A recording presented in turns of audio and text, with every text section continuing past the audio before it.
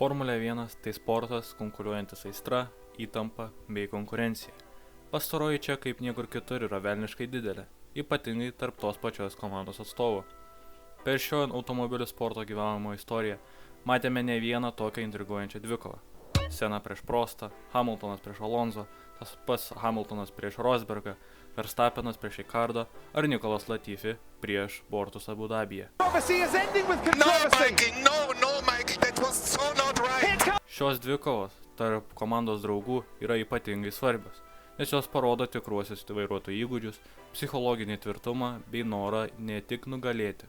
Todėl šiandien apžvelgsiu visų šio sezono komandų atstovų dvikovų ypatumus bei paprognozuosiu, kaip susiklostys mūsų mylimų vairuotojų likimai. Aš esu Dominykas ir gero žiūrėjimo.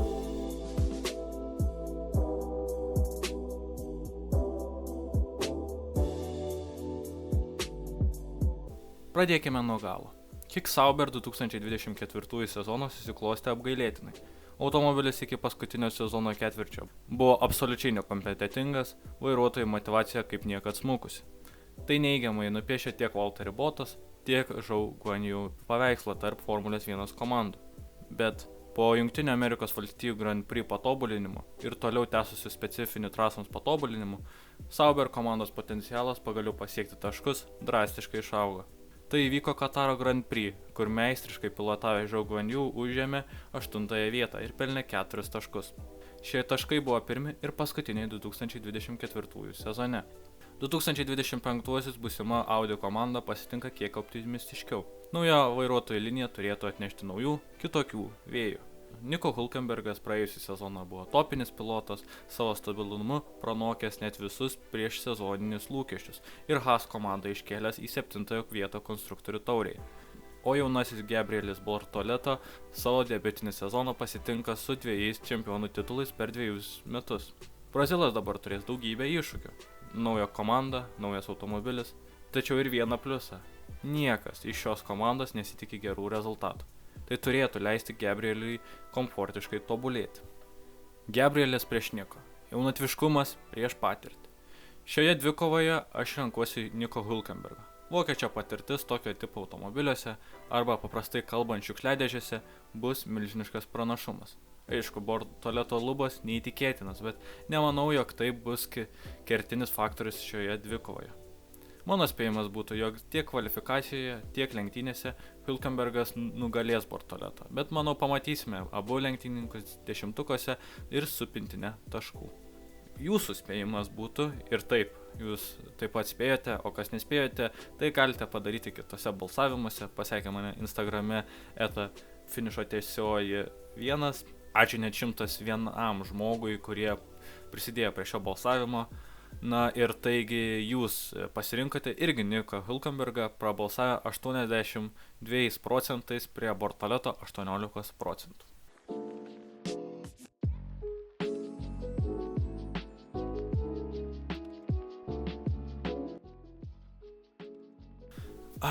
Williams. Kas tikrai atrodė praeitą sezoną kaip šiukšliadėžė, tai Williams komandos automobilis. Bet ne dėl to, kad kaip Sauber, jog tai buvo lėtas bolidas, bet dėl to, jog sezono gale po šitiek avarijų ten tikrai bolidas buvo sulipdytas iš lipnios juostos ir klijų. Ir visa ta virtinė tų avarijų, ypač paskutinėme sezono ketvirtyje, o dar tiksliau Brazilijos Grand Prix.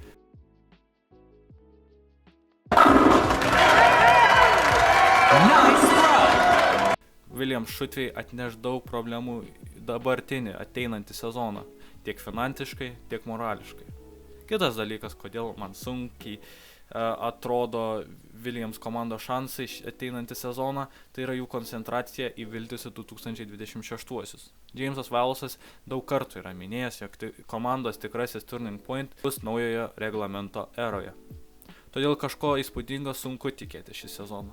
Pagrindinis 2024 Jameso Vowlso ir Williams laimėjimas yra Carlosas Sainzas. Šitas vyrukas, ką tik išspirtas iš Ferrari, manau, turės labai daug ką įrodyti.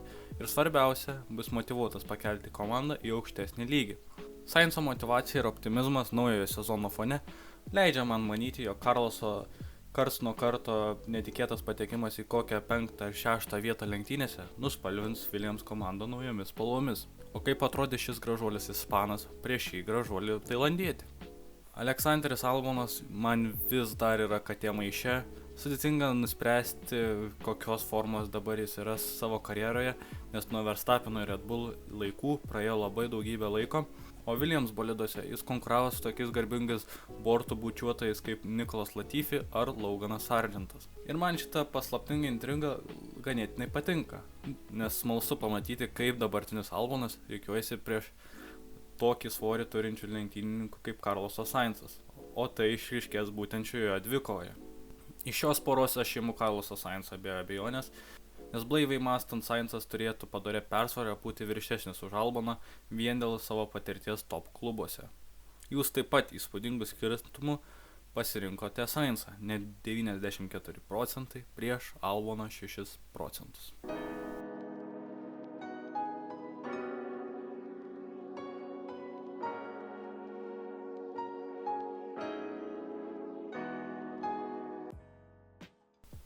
Žinote tą vaiką darželėje, kurio mama vis dar nepasiema namo iš darbo, o jis vis laukia, nors kitus vaikus jau palaipsniui pasiema ir jau žiūri ir jau seniausiai visi pasimti.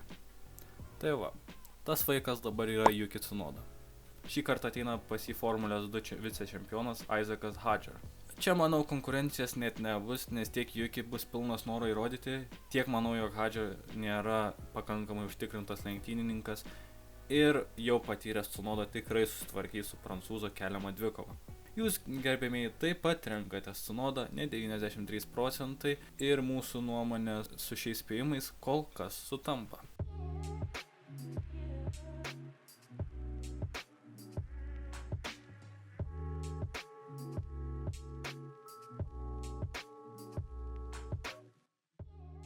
Haas atsinaujino savo vairuotojų liniją, kaip žmonės drabužį neatsinaujino pasikeitus metų laikams. Vieną automobilį užims naujokas, kuris šiame automobilyje 2 etapus yra pralenktyniavęs, tai yra Oliveris Bearmanas, kita, turbūt komandos draugas, kurio niekas nenorėtų turėti, Estebanas Okonas. Dėl šio vairuotojų dvejetuko aš esu mažiausiai užtikrintas, savo spėjimu būtent. Nes vienoje rankoje tu turi pagaliau į Formulę 1 prasiskynusi kelią naujoką Bearmaną, kuris per savo 3 lenktynes tikrai paliko nemenką įspūdį.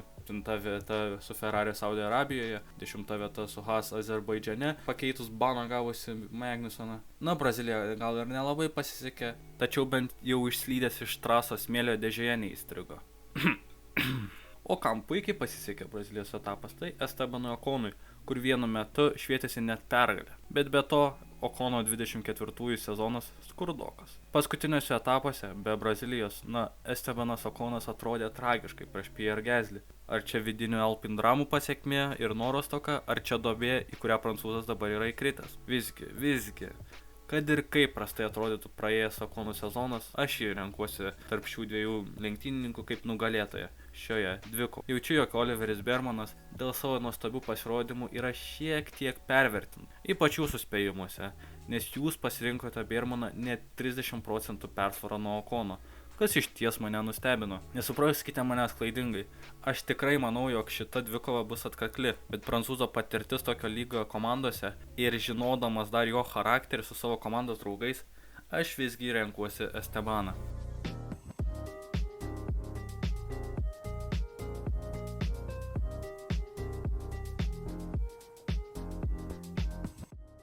Alpine negali apsieiti be vidinių dramų, ar ne? Jackas Doohanas atėjo į kėdę, iš kurios tuoj gaus spyrį lauk. Niekas kitas, net Liamas Lawsonas toli gražu, nėra ant tokių adatų, ant kokių šį sezoną sėdės Doohanas. Kas juokingiausia, jog Alpine jau pasirašė Jacko pakaitalą, Franko Colapinto. Vienas kelias Australui išlikti, tai turbūt sutriuškinti Pierre Gasly, ko aš iš širdies labai norėčiau, bet kas yra tikrai surrealu. Pierre Gasly po 2004 sezono yra savo karjeros pikinės formas. 6 vieta konstruktorių taurėje, kurie ne Okono lenktynės Brazilijoje, turbūt visą komandą būtų išnešęs iki ten pats. Taip pat 0 sudarytos žalos, išskyrus momentus, kada Okonas sugalvodavo kamikadzę patapti.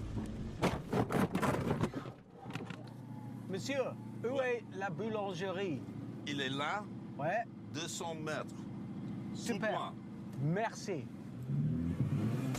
Oh là là!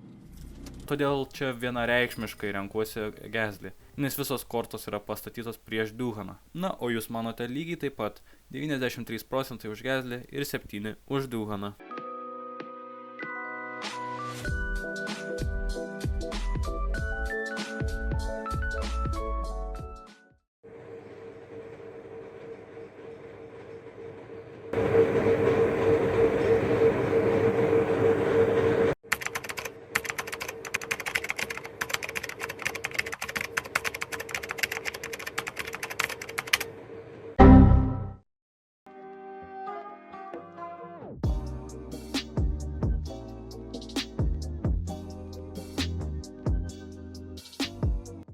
Mercedes pereina į post-Hamiltono epochą.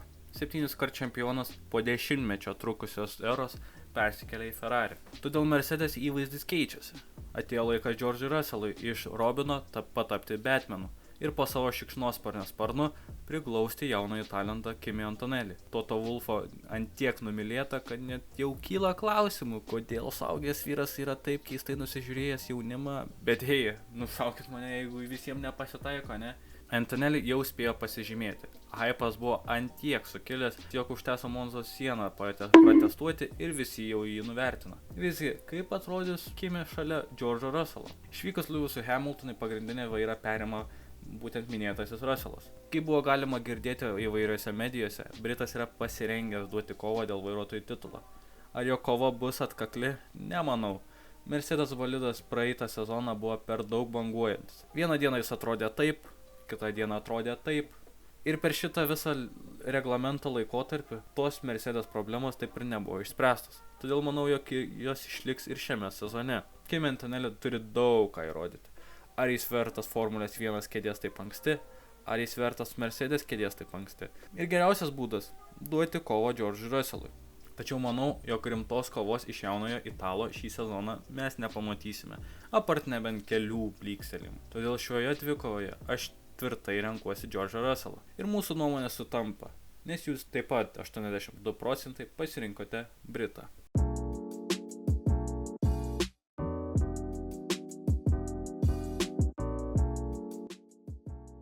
Jeigu Mercedes išgyveno post-Hamiltono epochą, tai Red Bull laukia post-akių kraujavimo nuo Perezo epochą. Meksikietį netrukus po etapo Abu Dabyje pakeitė Red Bull akademijos talentas Liamas Lawsonas, nukonkuravęs Yuki Tsunoda.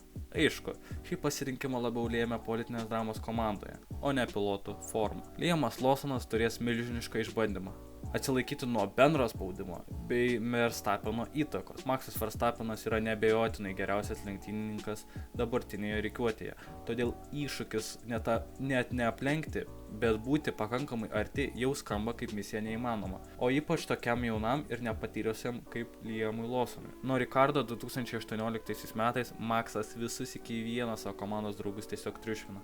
2019 Verstappenas 11-1 sudaužė Pierre'ą Gasly, Alboną nugalėjo 17-8, o nuo 2021 Perezas buvo sutriuškintas 80-10 Verstappeno naudai. Kitas dalykas, kuris sukels Lawsonui sunkumų, tai yra automobilis. Visi paminėti buvę Verstappeno komandos draugai yra minėję, koks sudėtingas yra Red Bull bolidas, todėl tikrai užtruks laiko Liamui prisitaikyti. Verstappenas užtikrintai nugalės savo komandos draugą, o jūs taip pat užtikrintai nubalsavote ne 91% už Maxą Verstappeną.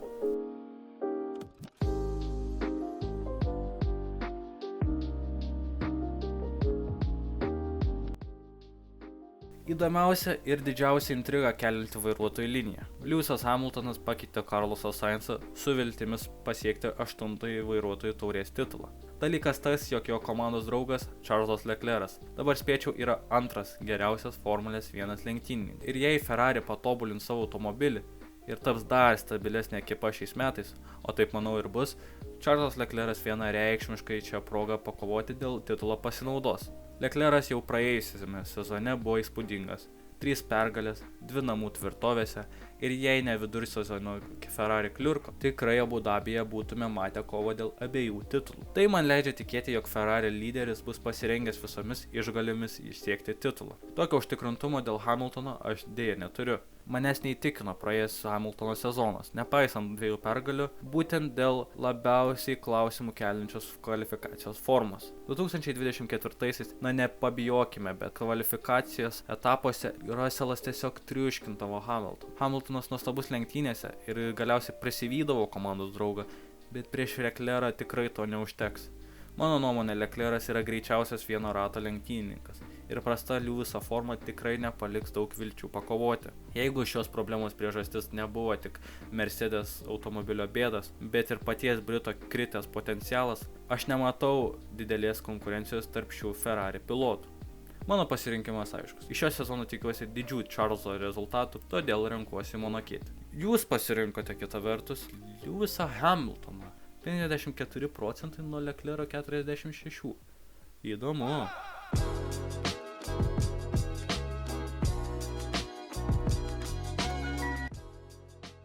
Na ir štai, dabartiniai konstruktorių taurės čempionai. Favoritai laimėti abi taurės šiemet. Koks bus tikrasis rezultatas? Viskas priklausys nuo požiūrio į šiuos bei kitus metus. Arba jie double downins ir išspaus maksimumą iš paskutinio šio sezono reglamento, ar norės susikoncentruoti į ateitį, o šiam automobiliui skirti kiek mažiau dėmesio. Tiesą pasakius, viskas jų rankose. Aš tikiu, jog ištaisius ir paaugus nuo praeitų metų klaidų, McLaren turi visus įrankius nugriebti abi taures. Lando Norris tikrai ateis užtikrintesnis ir geresnis, bei manau duos didelę kovą sekančiame sezone. O dar turėdami tokį nuostabų automobilį bei Oscarą Piastri, kurio nuvertinti tikrai nereikėtų, McLaren gali tapti užtikrinta jėga Formulėje 1. Vidinė šios komandos dvikova, manau, išliks panaši kaip ir pernai. Patirtis ir skaudžios pamokos leis Landui pakelti į dar aukštesnį lygį ir išlaikyti pranašumą prieš Piastri. Taip pat manau, jog bus pakankamai arti vienas kito galutinėje vairuotojų įskaitoje, bet čempionų lyderio poziciją užims Lando Norris. Jūsų balsavimas taip pat derama persvara parodė Norris pranašumą 77% prieš 23%. Na, o ką manote jūs? Ar pritarėte mano įžvalgoms? Pasidalinkite savo nuomonę komentaruose.